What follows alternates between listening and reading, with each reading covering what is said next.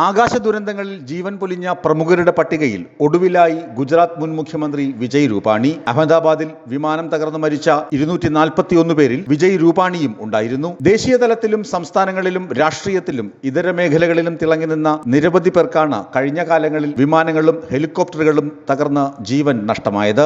ഒന്നാമത് സഞ്ജയ് ഗാന്ധി. മുൻ പ്രധാനമന്ത്രി ഇന്ദിരാഗാന്ധിയുടെ ഇളയ മകൻ സഞ്ജയ് ഗാന്ധി ഇന്ത്യൻ രാഷ്ട്രീയത്തിൽ തിളങ്ങി നിൽക്കുന്നതിനിടെയാണ് വിമാനാപകടത്തിൽ കൊല്ലപ്പെട്ടത്. 1980 ജൂൺ 23-ന് ഡൽഹി സഫ്ദർജംഗ് വിമാനത്താവളത്തിന് സമീപമായിരുന്നു അപകടം. സഞ്ജയ് ഗാന്ധി തന്നെയായിരുന്നു വിമാനം പറത്തിയിരുന്നത്.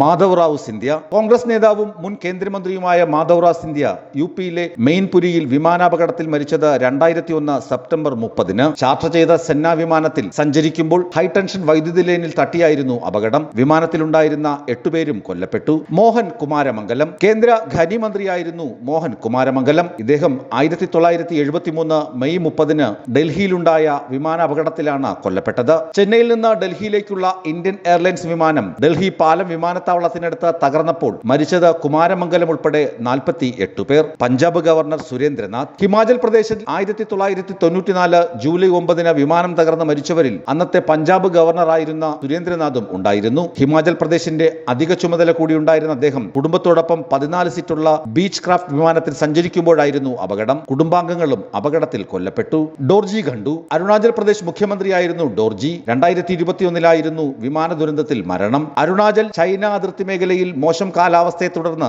വിമാനം തകർന്നു വീഴുകയായിരുന്നു. ദിവസങ്ങൾക്ക് ശേഷമാണ് അതിർത്തി ഗ്രാമത്തിൽ നിന്ന് മൃതദേഹങ്ങൾ ലഭിച്ചത്. അപകടത്തിൽ മുഖ്യമന്ത്രി അടക്കം 5 പേരാണ് കൊല്ലപ്പെട്ടത്. YSR റെഡ്ഡി. തെന്നിന്ത്യൻ രാഷ്ട്രീയത്തിൽ പ്രശസ്തനായിരുന്നു ആന്ധ്രാപ്രദേശ് മുഖ്യമന്ത്രി YS രാജശേഖര റെഡ്ഡി. 2009 സെപ്റ്റംബർ 2-ന് വിമാനാപകടത്തിൽ അദ്ദേഹം കൊല്ലപ്പെട്ടു. ആന്ധ്രയിലെ കുർണൂലിനടുത്ത് നല്ലമലയിൽ അദ്ദേഹം സഞ്ചരിച്ച ചെറുവിമാനം തകർന്ന് വീഴുകയായിരുന്നു. വിമാനത്തിലുണ്ടായിരുന്ന 5 പേരും കൊല്ലപ്പെട്ടു.